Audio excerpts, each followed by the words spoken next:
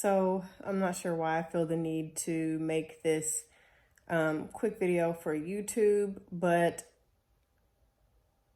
I feel like, especially in the Black community, it's deemed weak to, first of all, even have a mental health issue like anxiety and depression. And I think it has a lot to deal with the fact that our ancestors weren't afforded the opportunity to treat mental health issues because they had to be strong so they could work, and medical treatment wasn't available to them. So they didn't have time to even struggle with that, or to take time to deal with that, or to have the luxury of seeing a doctor.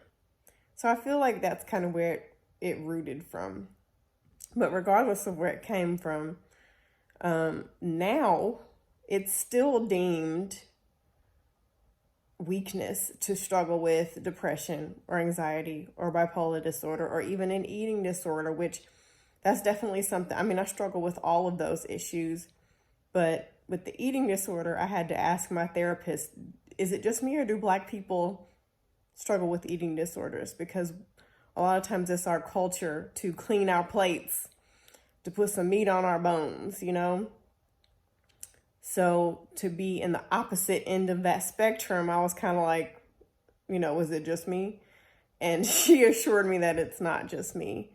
And now I just want to make it clear that while a lot of things are exacerbated because of our race, if you're a human and you have feelings, regardless of what color you are, it is possible for you to struggle with some kind of mental health issue.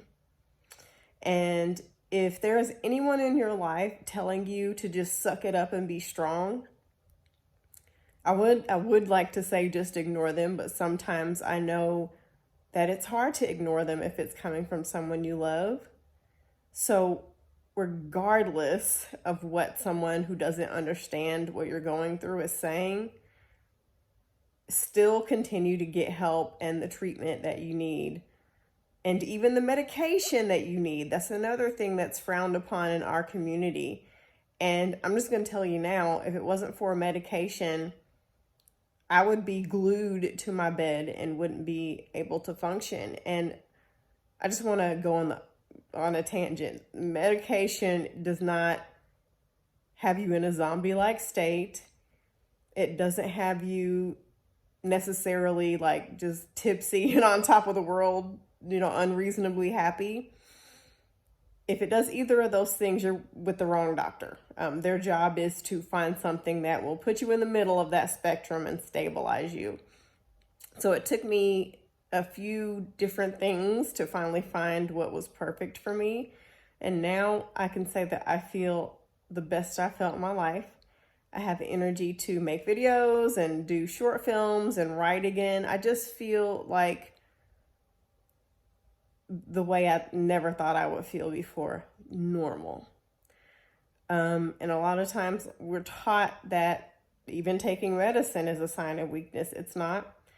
And what I would say to those people is, okay, if you feel that way, then it's medication across the board. Don't take medication for a heart problem. Don't take Tylenol. Don't take anything to treat cold and flu symptoms. And if they think that's ridiculous, well, it's just as ridiculous to say that people who struggle with mental health issues shouldn't take medication, because like you can die if you leave those other health issues untreated, you can self-harm. You can attempt to commit suicide.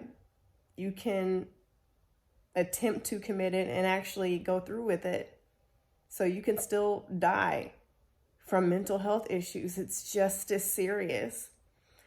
And people of color commit suicide and self-harm. And we don't like to talk about that.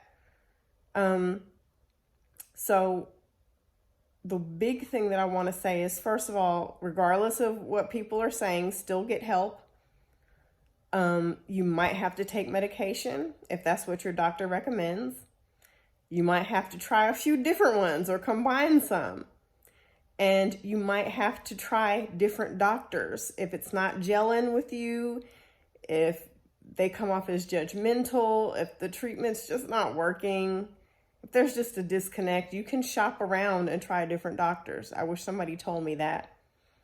And yes, Black people struggle with eating disorders. Black people struggle with anxiety and depression and bipolar disorder, you name it.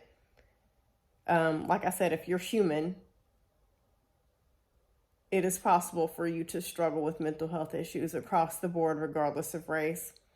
And I feel like we need to talk about this more. And because of the fact that we're told to be strong and, just deal with stuff, is the reason why we don't talk about it. It's stigmatized to be a white person problem, and that's just simply not true.